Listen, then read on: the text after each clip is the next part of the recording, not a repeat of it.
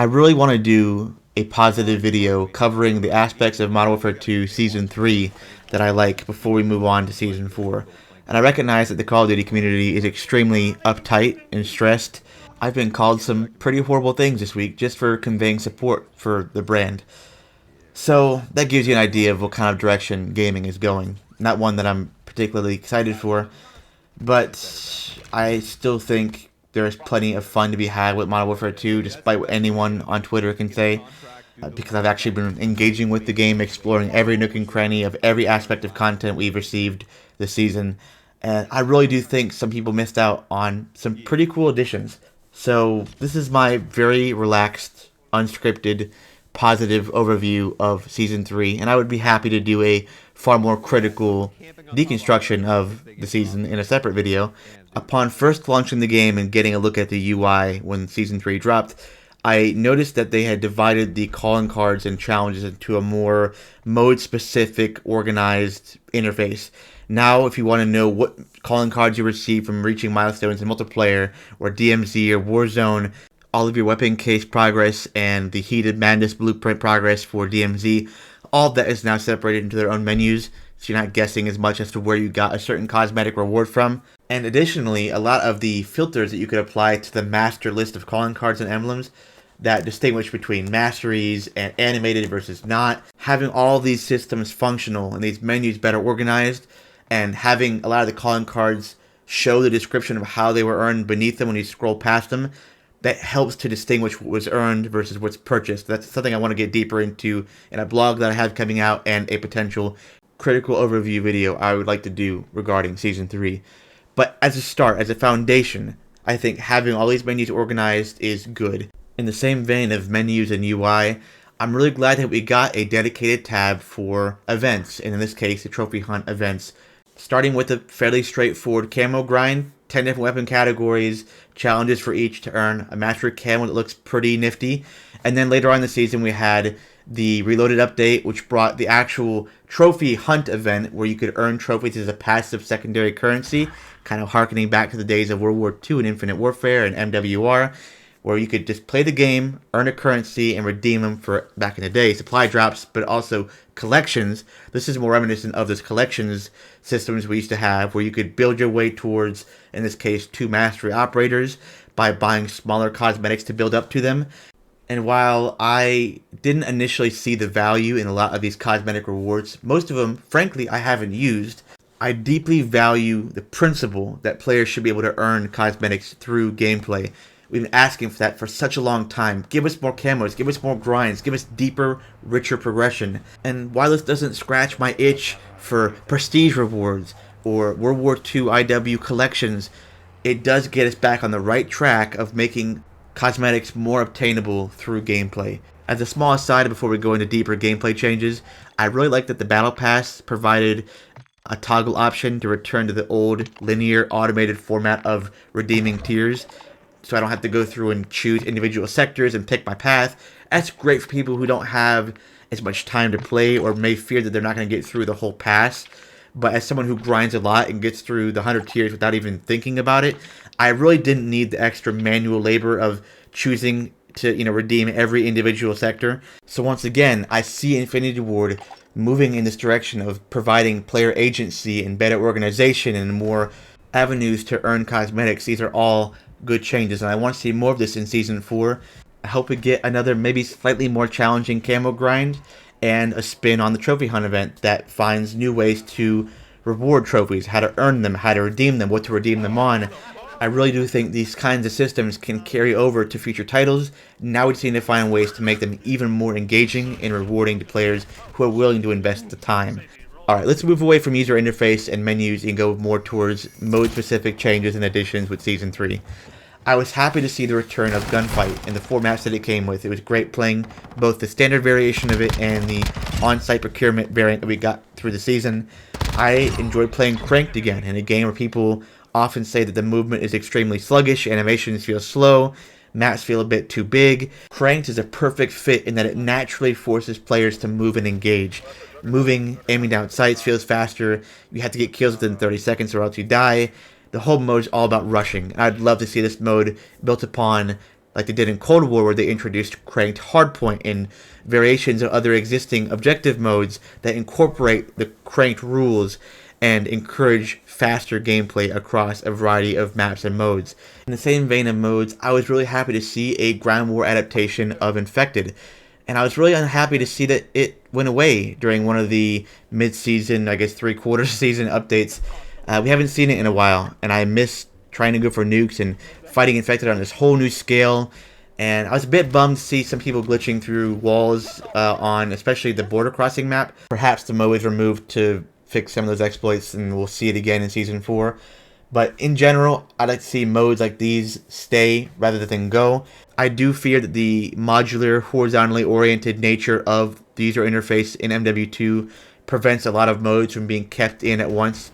I don't think Infinity Ward likes too many things being cast off the screen to the side that require you to scroll over to find them, which is why I wish we could go back to the old Vanguard and Prior vertical stack text format, where you could have multiple vertical stacks and then categories of vertical stacks, like back in Black Ops 1. There's just so much more room to display more modes. That way it's never an excuse to get rid of modes because they just don't fit. I think we have a very passionate community of longtime fans who like modes like Cranked and Gunfight and Infected and want to see them back, preferably towards the launch of each game, but we're still playing catch-up, trying to restore a lot of these LTMs 3, 4, 5 seasons in, instead of introducing brand new modes with a lot of shock factor and intrigue and creative flair that made modes like the ones I've just mentioned popular back when they were first introduced. Cranked had its time to shine in Ghosts. Ground War had a great revival in MW19, but with MW2 we haven't seen any truly new LTMs in multiplayer that bring back that intrigue, that shock factor, that wow factor, that surprise that gets people hyped. So hopefully we'll see some more cool LTMs moving into Season 4 and 5. As for the rest of the MP content, Paleo's Lighthouse was my favorite by far. I like the aesthetic, I love rain, I love the nod back to Estate from MW209. That said, I wish the spawn areas weren't so large and elongated, and that they didn't have all those surrounding waterways that you could camp in and kind of dive in and out of water in the rain. It just made it hard to see people who would sit on some of the shipwrecks and debris in the water and snipe off of them. But I'd be completely lying to you if I said I didn't enjoy Lighthouse and the little nod it made to MW209. It was a fun map, and I wish I would have got some more time on both Black Gold and the Hatchery map. Black Gold, I think, is a niche application of MWII that some players do enjoy, and I think they should be given the opportunity to enjoy that style. So I wouldn't mind seeing Infinity Ward sneak in a modified map playlist of other MWII experiences for them. I don't think removing it is going to do any good. Having options is, of course, the key theme throughout this video. Giving players agency to have fun in their own ways is important. So all hats off to Black Gold. The Hatchery map, I had some issues with flow, but then again, I only played a couple games of it, so forgive that I don't have the deepest understanding of the maps. Overall, these maps weren't unplayable by any stretch. At the end of the day, we still got 3 6v6 experiences, which is getting closer to the old days of map packs giving us 4 every couple of months. But it really doesn't matter what we got back in the day. I don't think the success of MW2 multiplayer is hinged solely upon how many maps we have. I don't think adding 6 maps in Season 4 is going to change much. I think that the fun factor of MP is also grounded in things like LTMs coming or going, getting new exciting modes that we haven't seen before to draw interest, having deeper layers of progression like Prestige, or once again those camo events and seasonal currency earning events. Those add to the experience too, and I think people are undervaluing those events. We can write off Trophy Hunt, we can write off the camo grinds as much as we want, but not having them, I think, would be even more detrimental than just not having 1 or 2 extra maps per season. And as fans, I don't think we should get too stuck on map quantity or aesthetic. Let's also think about how we can make the mid-season and beginning of season events more dynamic, more engaging, maybe last a bit longer than the camo grinds have for some harder grinders. What kind of LTMs we want to see, what kind of map layouts might please us, what kind of settings we want to explore. With regards to things like movement and time to kill, gameplay, mechanical design, I think we should keep the pressure on to see more playlists like overclocked in Vanguard where you had more health, the experimental playlist for spawn tuning when things just don't feel right on certain maps, especially new ones that haven't been in the wild as long. Multiplayer doesn't need to play it safe. Every map doesn't need to be the same size and aesthetic as Shipment and Shoot House. And I hope that the last few seasons we get with MW2 give us maps and modes that take those creative risks and flex those creative muscles and make us feel a bit uncomfortable at first, because that's, I think, how we're going to evolve past the days of just wanting Shipment 24/7 and wanting to go for camo grinds. We've done that for so many years. So what's next? More maps is fine, but what will the next ground war be? What will the next party game be? What will the next wacky mid-year LTM that takes everyone by surprise be? What will the next prestige system or something of the likes be? There's a lot of questions that I hope get answered in the later seasons of this game and whatever we get in 2023. And I think a good open dialogue with developers about things that we liked in the past and how they could be expanded on, or just brand new ideas you make up on the fly, keep those coming, because I think the community will ultimately be a huge benefactor in forming the maps, modes, and systems that keep players engaged well beyond the 20-year mark of Call of Duty. Going into co-op and raids for a little bit, I really love the direction that they were going in with raids 2 and 3. In this season, of course, we got raid 3, which had a cool downwards parkour section with drills to access different areas to lower this descending elevator, which leads you through tunnels of traps and a parkour puzzle where you have to move some geometry to jump over some walls, and then you get into a Soviet server room where it displays a big, I think, 12, 13-digit code with 10 different computers that are all numbered 0 through 9. And then you have to have certain teammates coordinate sections of numbers and input their numbers of the code when their turn comes in the sequence. Then you had the later section where you had to raise the water level in a room by adjusting pipes in coordination with your squad and take out a bunch of enemies and take out a juggernaut at the very end of it. It was just so focused on traversal and coordination, just like Raid 2 was, especially once you got to the gas chamber computer puzzle and beyond.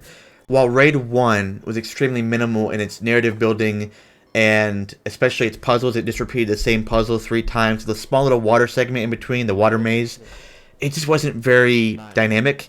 But the last 2 raids have doubled down on parkour, especially for Raid 2, and teammate coordination and puzzles in Raid 3. They added a really nice visual interface on the menus to see what rewards you're getting from each attempt of the raid, which give classic operators like Gaz, and this season we got Alex. We got a really nice animated camo called Galvanic, other miscellaneous cosmetics, and even a sort of side quest Easter egg secondary camo called the Merc. You could earn a nice little marble, green, emerald looking camo. It's static, but it looks pretty cool. There are moments where I truly feel that Galvanic camo looks better in some aspects than Orion, so that veteran attempt to get that camo was extremely worthwhile for me. I loved playing as Alex again. I even liked going for the side quest to get the Merc.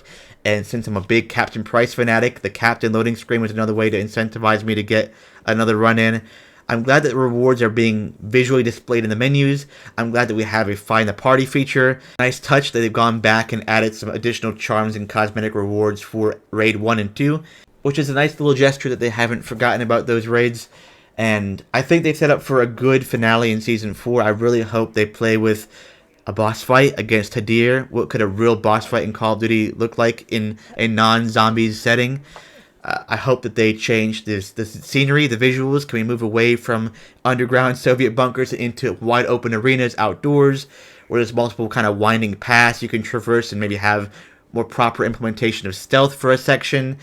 Oh, there's so much they could do with Raid 4, and if my cynical side leads me to believe that we may never see raids return, I hope that the small team in charge of making them goes all out for the finale. Make it long, make it difficult, make it bombastic and challenging. I think the cliffhanger ending with Episode 3 was perfectly placed, because now it leaves people wondering if Task Force is going to join forces with Al-Qatala or abide by the demands of Hadir.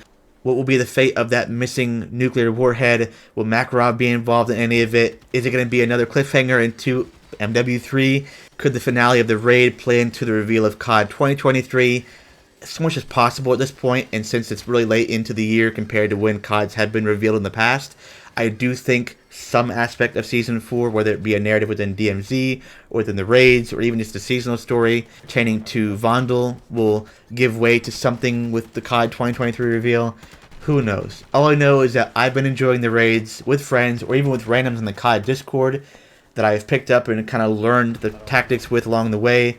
I really haven't seen coordination required in Call of Duty to this extent. This really is a new modality through which to experience cooperative play and more PvE-centric gameplay in COD. So, to me, this wasn't a waste. It wasn't a flop. This is a new spin on Spec Ops, and I think it was a lot more effective than Spec Ops we got at launch. And everything about the raids, from the level design, AI encounters, puzzle design, team coordination, has been really fun to engage with and far exceeds what I expected the mode to provide back before we got Episode 1. And I thank the cooperative team for taking creative risks and attempting to find new ways to convey narrative in Call of Duty. Anything that's new is risky. I'm glad that it stuck for as long as it did, and I'm sad that we have to say goodbye so soon, and hopefully we see it built on in the future. With all of this said, we're finally on to the last section of my little review, pertaining to the Warzone 2 DMZ side, the free-to-play Battle Royale extraction shooter components. As far as Warzone goes, I was really happy to see the return of Plunder, a very light-hearted side mode in which you and your teammates drop in anywhere you want on Al-Mazrah to get as much money, hit the $2 million target before other teams by completing contracts, doing world events, killing players, just looting crates. It was really good for earning XP back in Warzone 1 when I was doing my Vanguard level 1000 grinds every season. Unfortunately, it dropped too late into the season, well after I had reached the level cap, so playing a mode so heavily grounded in earning cash to up your total XP count, and that's it, in a game where I've already reached max rank, and frankly XP ranks don't give many rewards to begin with. That's another critique for another day. I just didn't have much reason to play Plunder, although I still deeply enjoy it at its core design. So hopefully I can jump into it at the beginning of Season 4 and go rack up some money and have some nice, easy, relaxed side mode experiences in Warzone. But where I really have that relaxed fun on the Warzone side of MW2 is certainly DMZ. And it's been a joy watching this little extraction shooter find its identity. It started off very bare bones back in the preseason in Season 1 and 2. Back then, it was just dropping into Al-Mazrah to do a couple of contracts to earn cash, which turned into XP. Then you ran the risk of gaining or losing cash if you encountered PvP. The core gameplay loop is still fairly basic, but what Season 3 really excelled with was providing depth to things that I believe truly lacked it in the first seasons. Before Season 3, there really was no value or purpose to ground loot items besides earning more cash, which converted to more XP at the end of the match, or sometimes depositing them into dead drops to complete certain missions, which also gave you sometimes a charm or sometimes a blueprint and a ton of XP. It all comes down to XP, which again, alone is not particularly rewarding. But Season 3 added a bartering system, which you could use ground loot items to craft things like self-revives or gas masks or kill streaks or skeleton keys that can open any door in the map, or even different types of vests and backpacks that were also added with Season 3. Some allow you to revive teammates or yourself quicker, or see enemies at wider ranges on UAV towers, or it calls out when squads are approaching you. With the backpacks, some give you far more inventory space, while others allow you to keep items in between matches, which helps with missions that require you to gather certain things from different maps, such as the brand new Kashi complex that you access through Al-Mazrah, which has multiple points entry in Al-Mazrah that take you to different spawn points, which kind of provide a linear path towards a central hub chemical plant. And to get there, you have to traverse either radiation zones or water or dense AI encounters, or finding certain loot items to open doors. And once you've made it through your respective spawn bunker entrance door, and you're in that central chemical plant, it's dark. You have to use NVG goggles to navigate the maze of walkways and crouch tunnels in which there might be a key to a special factory area in which you'll encounter lots of AI and sentry guns to get to a region that's very similar to the gas chamber puzzle from the Raid 2. And there you'll find a shopkeeper that you can deposit certain loot items that are specific to different areas within the complex that will open a special shopkeeper that sells gun screens and emblems, calling cards, crossbows, grenade launchers, kodachis, rare items that you can't find in the main DMZ maps. And then you can go off the side path to fight the Rhinoceros and the Sniper, 2 new bosses. The Rhinoceros being, of course, this very tanky, offensive riot shield, tons of health that rushes you around and tries to melee you. Then when you kill him, you go upstairs to fight the Sniper, who evades down these long hallways full of laser trap mines. And once you get him into a dead end, you can kill him, take his key to unlock the room that gets you a weapon case. Then you can escape. There's so much gameplay build-up through the complex and rewards to be earned throughout multiple visits, and there's still chances for PvP and tons of PvE. It blends radioactive areas and water and NVG areas so beautifully. For the first time, almost giving me echoes of old Zombies Easter eggs, we had these hidden blueprint attachment parts that were scattered around different spawn areas and central hubs within the complex, and once you collected all 5, it would unlock this beautiful etched glowing red, almost like night vision-esque blueprint of the Kastov 762 called the Heated Madness. That is quite good to use even in DMZ. Its recoil is so manageable, it has decent range. Aesthetically, to me, this is a bundle caliber blueprint that is completely earnable for free in a free-to-play mode through gameplay in MW2, which, for as much as I critique the progression systems in this game, gives me so much hope that we will see more avenues to earning weapon blueprints like this through gameplay in the future. Thankfully, the growth of DMZ doesn't stop here. We didn't just get a new map and a barter system, we got active duty slots, which are operators, or effectively unique characters that you bring into various infiltrations to any of the DMZ maps. That way you can, let's say, go to Al Mazrah and kit out Ghost with a certain stealth vest and then a big backpack and a self-revive and a kill streak, and then you can back out, you can extract, and then go back into Building 21 and get a lucky PvP encounter, kill a whole bunch of guys, and then load up, let's say, Soap with a comms vest and a secure backpack and a different streak and a self-revive and a durable gas max. So you could build out characters with different purposes, ones that are kitted for stealth, ones that are kitted to carry more in their inventory with loot or weapons, ones that can detect enemies at greater ranges and be more alert and give information to your team. And because you only lose one particular operator upon death, this takes a lot of pressure off of dying and the frustration of having to regain. Doesn't fully eliminate it, because eventually you will run out of slots, and if you don't keep on regaining those characters over time with the help of other operators you have built up, you will run out of runway and lose your 3-plate vests or lose the guns you like. And in PvP, PvE, progressing with your missions will become more difficult, so you have to keep up with it. It's a bit of a economy of sorts of balancing the inventories of different operators and bringing in certain types of gear, especially with backpacks and vests, when you think they'll benefit your particular objective or mission or whatever contract you're trying to go for. There are now more avenues to cater yourself and your gameplay and your loadouts to what you're trying to accomplish in game, which is nice because we're also getting more factions with more missions that are far less tedious than they used to be. They're more sensible. We got an awesome new vehicle with the heavy chopper that allows you to scavenge the map of Al Mazrah for rare fuel. Then you can fly and position it over the map like a flying fortress, or you can even fly it out of bounds to serve as a manual exfil. We also got the workbench, which is sort of like the MP feature where you can modify your loadouts mid-match. Now we can go in with loadout weapons or contraband guns and modify their attachments on the fly. These stations are located next to or across from buy stations.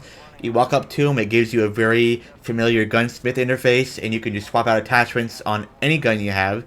That way, if you find a gun through a loot box or a contract completion or a killed boss that you think is good, that could serve you in the future but is kind of lacking in one feature, you could take it back, get note of its attachments, change them, go back to the lobby and gunsmith and tune them, playing into my favorite aspect of player agency.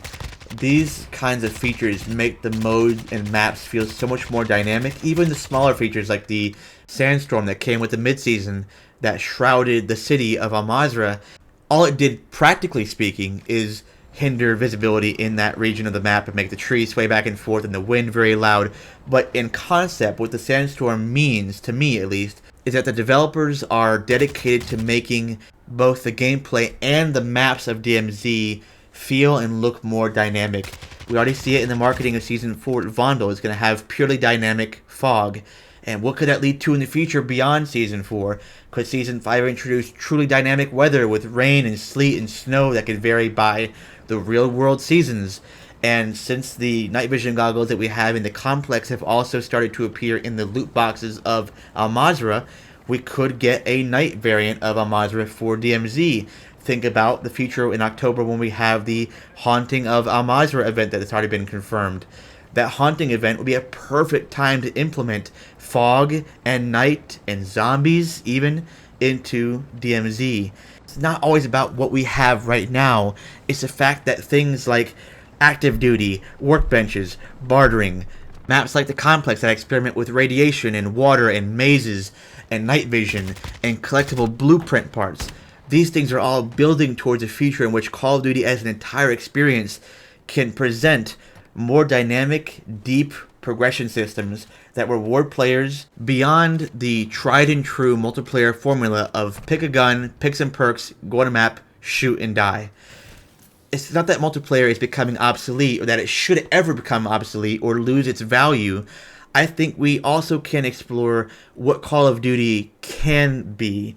Does it always need to be a 6v6 arcade shooter, or can we take the core gunplay that we love, that fast, snappy arcade shooter foundation, and apply it to other genres or other trendy modes and concepts? Think about how MW2 has influenced or caught the attention of Destiny players with regards to raids, or Tarkov players with regards to DMZ. I don't think the point of these modes existing is to override or to replace the core game modes that make Call of Duty, campaign, multiplayer, Spec Ops / zombies. I think the developers' intentions were to apply and extend the DNA of Call of Duty's core gameplay loops to a wider range of modes and genres. That way it can not only appeal to a wider range of players, but also it can explore new aspects of gameplay, progression, challenges, rewards, cosmetics that we would not have otherwise discovered by sticking to the multiplayer zombies, multiplayer co-op only format we have for the last 20 years. Now, one point I think people get hung up on a lot is the depth, the content density of these newer, more experimental modes. You only have 3 raids, you only have a few maps and a couple of budding gameplay mechanics for DMZ. Warzone 2 is still playing catch up with its predecessor, and Plunder is returning, but where there are no really new LTMs for Warzone quite yet, some things just feel a bit stagnant or slow to develop. But I really do think because of the number of different modes that Infinity Ward is tackling at once within one game under this 2.0 umbrella, it will take time to develop the concepts to be standalone experiences. That's why I don't love this community mentality of we're always 10 feet wide but only 2 inches deep. Why are they abandoning the core multiplayer support for all these side modes that don't have much to offer individually to anyone? And yes, I absolutely wish that DMZ Season 3 and 4 could have been what DMZ was at launch. Imagine the impact they would have had and the retention levels that we would have had if that were the case. But the more I analyze the nature of creative risk-taking and concept development, who would have known if DMZ would have taken off at all at launch? Why would they have invested so much time and effort into these concepts before they even had ground foundations on which to stand? I think by nature MW2 in this COD 2.0 era is supposed to be a grower.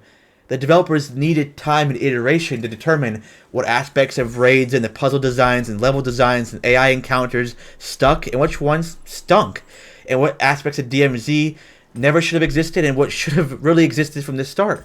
These modes need time to grow, and by not giving them that time, I think we're not only writing off new, cool ideas that could drive Call of Duty forward as an enterprise, but we're also forgetting how much iteration we've allowed for our core multiplayer experiences. MP was far different 13 years ago than it is today. Think of all the iterations of kill streaks, score streaks, point streaks, specialists that had to happen. All the different types of maps that we had to evaluate, experience, reject, or appraise. What about all the different forms of prestige and reward and progression systems, or social hub spaces like the headquarters in World War II that never came back? Think of all the iteration we've had. Some stuck, and some didn't. Some people like me loved advanced movement, and others truly despised it and would love to never see it return in Call of Duty. And frankly, we'll never satisfy both sides of that spectrum, but we can try, and we only get to a happy medium through iteration, trial and error, and taking risks. If all we ever try from here on out is 6v6 multiplayer on small 3-lane maps the size of Shipment, what are we going to learn? What fun are we going to have that wasn't possible in the last 8-9 entries of the franchise? Now, don't get me wrong. These games, the people who make them and market them, are not perfect. They never will be. And I do wish that the vocal subset of the community begging for, let's say, slower TTK, more traditional 3-lane maps, faster animations, quicker movement, other movement mechanics to return, were responded to more succinctly, more quickly, had more open avenues of communication with developers. These things can be improved on, and I really hope we see some of these conversations and improvements happen very soon, if not in this game, with 2023 and beyond. But I think in order for these avenues of communication to be more open and clear, we need not develop a habit of being toxic or cold to developers on social media. I, too, have felt the frustrations of getting DirectX errors and PC crashes almost daily on this game. It's frustrating. And I also recognize on the developer side that bugs do take time and extensive processes to identify, reproduce, fix, push out a fix, and ensure that that fix doesn't cause a slew of other bugs. Games are hard to make, and some people on the more extremist end will crop the last minute of this commentary, throw it on Twitter, and paint me as a corporate shill who thinks every aspect of this game is flawless and that developers have no part in the experience of the players. But the amount of unfiltered anger and profanity and hatred that I've seen spewed towards developers on private channels and direct messages is not only just blatantly demoralizing, and demotivating, and harmful to the human spirit. Toxicity and vagueness together don't make for effective, actionable feedback. This community has so much passion, but when it's conveyed in a spiteful or negative manner, it loses a lot of its impact. I've seen who knows how many comments of fix your game, fix movement, add back movement, make the maps better, but only a few passionate creators and friends of mine have been able to operationalize and describe what those comments mean. It's hard to tell when people are taking buzz phrases and buzzwords from content creators just to get a rise out of developers, or actually convey genuine emotional concern. I think a lot of vocal Call of Duty fans, sometimes myself included, need to reconsider the tone and clarity with which we convey feedback. And I've been trying to do my best with the Trello boards and feedback blogs to connect with developers in more constructive ways and get across the points that I think the vocal group on Twitter and Reddit are trying to get across. I love this community. I love nothing more than these games, and I'm not trying to say any of this strictly to chastise fans or protect developers. I don't want a paycheck. I don't need anyone's approval. I don't even need people to like Call of Duty for the same reasons that I do. I just want these games to be the very best they can, and even better in the future. So I encourage you to revisit MW2 during Season 4 with a fresh mind, like you'd never played it before. Play the game back to back with some of your favorite traditional Call of Duty titles on the multiplayer side, and evaluate deeply what do you think this game lacks that other games don't. What about the movement do you not like? How could TTK be tweaked? How could the map designs be improved? What kind of settings do you want to see in the maps? What kind of gun customization do you want to see in future games? Is Gunsmith too much, or is it not enough? Do you like tuning, or do you not? Do you want more LTMs? And if so, what are some creative ideas that you have? And just like the developers, be willing to take some risks. Go hop into DMZ for the first time. Go after your first veteran raid. See what aspects of those modes you like, and put that in your feedback too, because that will also help branch out Call of Duty to new avenues of entertainment, new experiences that we could all possibly enjoy together. Or not. Maybe they're not meant to be, and that's okay too. Just be realistic, be rational, be calm, and be respectful. The best you can. And I promise you, the changes you've been begging for might actually start coming around. This doesn't need to be a war between consumers and developers. They're not working against us, and they don't hate us. But the nature of game development is that you can't please everyone. There will always be a demographic left out in some aspects of design. Some things are going to break when the developers don't expect them to, and sometimes fixes will be even harder to find. Some modes will be met with fanfare upon first release. Some ideas will never get off the ground. Some dev studios will be given 1 year to make their game. Others will be given 3 or 4. I'm not saying we need to love every aspect of Call of Duty. And it's also not smart to consume without giving any constructive feedback. There has to be a balance. And I think sometimes we struggle to find that balance and we lean towards the negative end with the Call of Duty community. And that's just not what we are. It's not who we are. Although people might generalize us to be a bunch of ungrateful haters, it's not what we have to be. That's definitely not what we were when I was growing up. So let's find that balance together. I hope you all find some fun in Season 4. If not, check out COD 2023 and see if you might like that. And it's always okay to take a break too. Maybe a year off to reset or try other games is what some people need to decompress with their emotions and their thoughts towards Call of Duty. It's been 20 very long years for some people, especially long-time fans. It's okay to slow down, take a break, and admit that things aren't always what you want them to be. Give that feedback, be clear and concise, and learn to take those breaks and create that distance in return when it feels right for you. At the end of all of this is gaming. This is a hobby we brought upon ourselves to have fun, to connect with one another, to enjoy life, to escape other stresses. This should be a happy, safe, inclusive place for people. The truth is, gaming is as good as you make it. And I am so deeply convinced that it's within our power to empower our own developers to make COD as great as we know it can be. So with that, I hope people approach Season 4, Season 5, COD 2023 with that open perspective and willingness to communicate concisely and respectfully. And I know you've heard this speech from me, those who follow me on Twitter, countless times, but you've seen the rhetoric that's been spread in the community throughout the last week. You've seen what words have been thrown at you, what labels you've been given in replies and DMs. Some people truly lack confidence in themselves and love in their soul. For themselves, for others, for society, for the world. People are hurting, and that leads them to say some really unfortunate things and leave an impression of our community that's not indicative of what I know it to be. We all know it to be, frankly. So be the beacon of good, give good feedback, stay positive, take breaks when you need them, take care of yourself, have a good summer, have a good rest of the MWII season. Looking forward to 2023 when we start getting information on that. I'm just so excited to see what's ahead for this franchise. I'm very proud of and thankful for the 20 years I've had with it so far. It's been such a passionate joyride for me. It's even more exciting knowing that that ride isn't over. I'm still getting fun and enjoyment and friendship out of even MW2, despite my frustrations with it at times. There's still love here, and it's going to take an army to break that. So keep trying, Twitter. You haven't got me yet.